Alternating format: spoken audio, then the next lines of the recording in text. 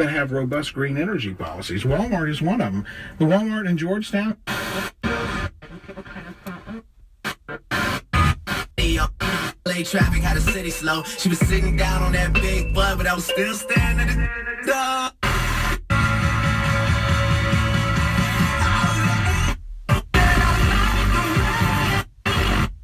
Porque es tuyo, mi amor. Mándame ese, cero comerciales. 18 minutos y a las 5 que tenemos. This is DJ Jack and KCF Jack FM, and we would like to welcome y'all to this evening's commute to and from the middle of nowhere. This is a Roski Fine Arts critique, and I'd like to welcome everyone here to the Driving Drive-In. We are going to be watching one of Jack McGuinn's special experiments. Y'all are the premier experiencers of l'experience. I think we might tune in to a little Jimi Hendrix experience while this drive is commencing right about now.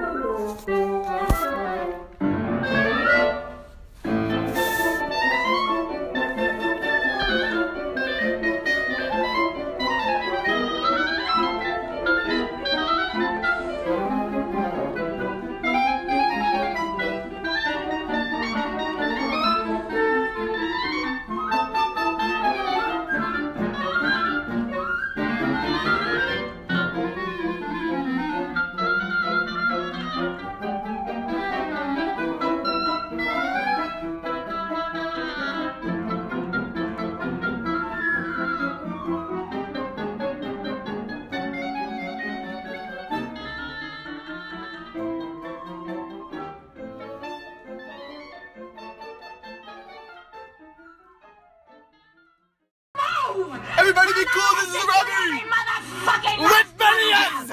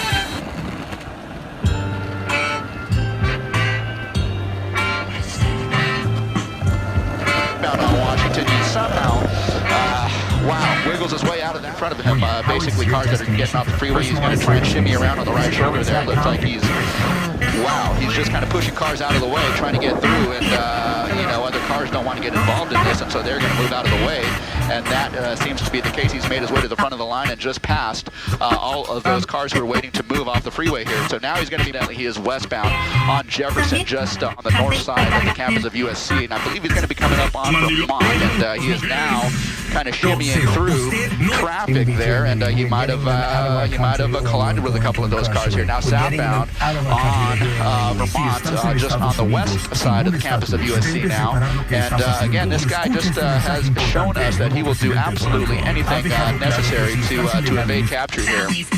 And you said you saw him on the cell phone earlier. He was messing around with something when you zoomed in there.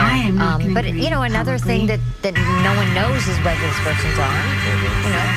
He could very well be. They just probably don't know all those details at that point, which makes it incredibly difficult to handle a situation like this. It looks like he's now turning on Exposition Boulevard. Eastbound Expo. Yeah, he's now on Exposition Boulevard. The USC campus is over there to the right. You see the metro. He looks wedged in between this. Yeah. He might be getting stuck in between these two vehicles here. We're going to make our way northbound and see if we can see some of the activity. Yeah, for a time he was wedged, but now he's kind of made his way through traffic there. He's on Exposition now, turning southbound onto a smaller street here, basically on the south side of the USC campus here. He's coming up on the Coliseum on the west side. Go ahead. No, you just hate to see it around the campus too, because so many students are out walking to and from class. Who knows where right is, but well, we'll be going the right way. There's that one intersection in Jefferson. With your trusted driver, Jeff. Matter of fact, you can see the LA Coliseum right there. Yeah, he's inside of Exposition Park right now. The Coliseum on the one side, the soccer fields, and he's going by the old swimming pool for the 32 Olympics. Now he's off of that property, and he's down in side streets, down in South LA now, south of the Coliseum. And these are some tight streets, and now, again, you got to start worrying about pedestrians. And it is driving you to and fro the and it really doesn't appear to have caused any difficulty with operating this vehicle with all the damage this van has sustained at this point. You would think it would be a lot more difficult. Well, he came around that one corner and he saw the radar and slammed into the black and white unit and another vehicle head on and hit him really hard, backed up, took off. He was at another intersection and hit that SUV just a couple of minutes ago. And again, it looked like that was going to be the end of it. Black and white units were right on top of him, and he still managed to maneuver and get out and escape again. But look at the damage on the front end. I mean, it's completely exposed. Walking around the car, seducing in your eardrum.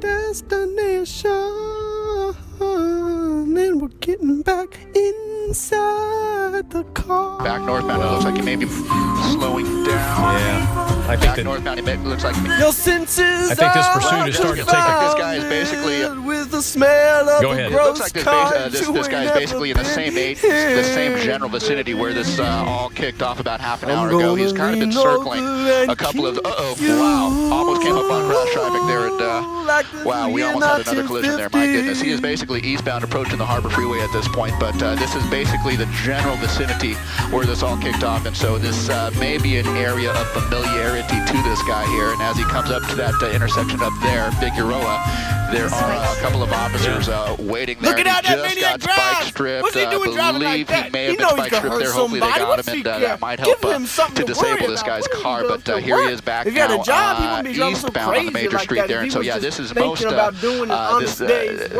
this seems like an area of familiarity because this is the same general vicinity where this all kicked off, and this is kind of where he's returned to. So here we are traveling through some commercial and residential areas at a very high rate of speed. So we will kind of follow this around and. Stop talking like that. I mean, who are you trying? What are you? Who? What?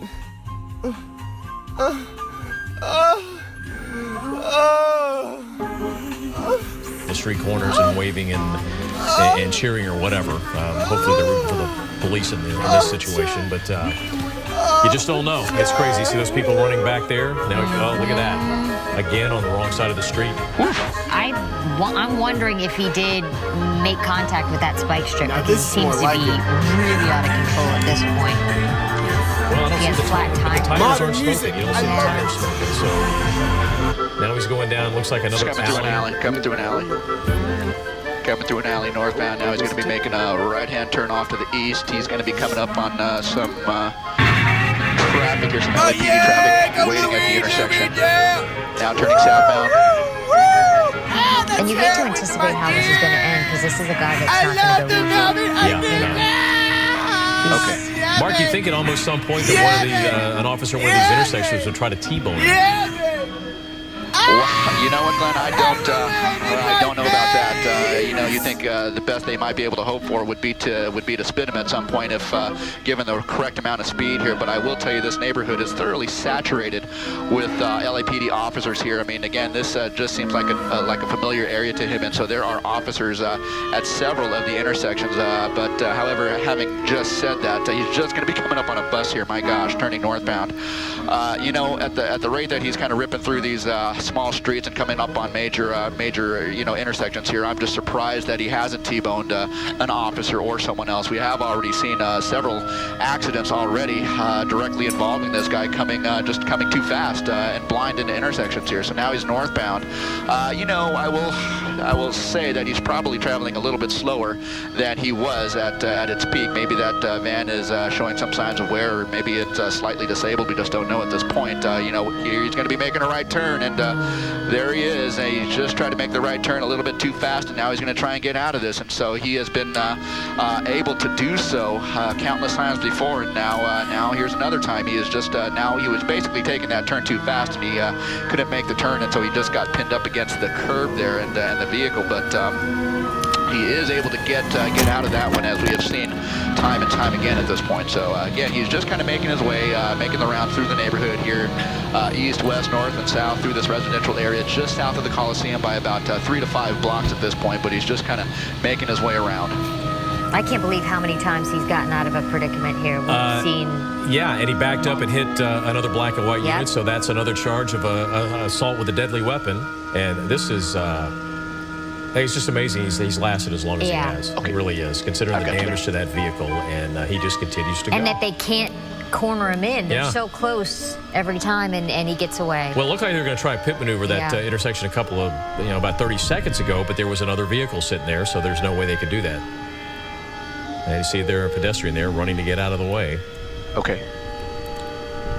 Again, if you're just joining us, you're watching The View from Sky 5. This is a cargo van that was stolen in South Los Angeles near the LA Coliseum in Exposition Park. And it looks like another spike strip. Spike strips. There we go. Good job. Good job. Great placement on that spike strip. As he was coming around that intersection, they laid down the spike strip, and apparently he ran right over it. So this vehicle does seem to be moving a little bit slower, although having said that, he is trying his very best to get away and evade capture at this point here. Several officers of the LAPD are stationed around the neighborhood here, and given the fact that they were able to lay down spike strips at that particular intersection, tells us that he has been kind of making the rounds through that same intersection. So they are not able to predict his moves so much, but they know that he is kind of working his way around this same neighborhood. So by that, they have been able to lay down those spike strips and hopefully do a little bit more damage to the van and hopefully bring this to an end. You know, Mark, we always see that when these pursuits get to this point, that they usually return to the neighborhood they're familiar with. They probably live there. What's amazing is he probably is a good bet that he lives in this neighborhood. But he also committed a crime in the same neighborhood. He stole a van. I mean, somebody's probably going to know him and turn him in for the stolen vehicle if he'd have gotten away with it. It seems like you would have committed the crime, you'd go to another neighborhood. Yeah, you would think, but who can attest to the logic of what these guys do and why they do things. But he's literally going I don't know for sure that the van is from this particular neighborhood, but he definitely knows. He certainly seems to know a little bit about the layout of this neighborhood here in terms of streets and where to turn, and he just seems to kind of know the ins and outs of this neighborhood. So he has been just kind of making the rounds over say a 5 to 10 block square radius here, and he continues to do so. They're getting him at each stop sign, though. I mean, he's ran over multiple, and then now an officer just pulled back a woman there on the corner. Somebody was yelling, ran out the street and was yelling at him. Somebody was yelling at him. Maybe someone he knows, like Glenn said, if he does live in this neighborhood, there could be relatives, asking him to stop. Okay, he's coming down the alley. He's turning down another alley. The officer's right behind him. And you think at this point, just give it up. I mean, you're not getting away. There's the chance of you getting away passed a long, long time ago. But he continues to. If he makes the right turn here, half a block down is where where that officer pulled that woman back. So we will see. It looks like this may be an area of familiarity here. He has gone through that intersection now, and that was the intersection that we just saw that officer and that woman just moments ago here. Yeah. He has just passed that intersection. And yeah, this van is definitely disabled and on its way to, you know, slowing down even more. So hopefully they can bring this to an end. It sure seems like that is going to be the case at this point. He just steps out of the van. He is just running. He's foot bailed into this kind of shopping center here. He's in the parking lot. LAPD guys are in pursuit on foot. He is just kind of making his way around, but I would suspect that, oh, he slips, and that is what's going to do him in. So he slips and falls, and that's what did him in. The LAPD able to swarm this guy basically and bring this to an end. Wow, what an amazing pursuit, my goodness. Well, it doesn't look like he's giving up very easy. I mean, we've got, let's see, 1, 2, 3, 4, 5, 6, 7, 8, 9. Well, They keep coming. They keep coming.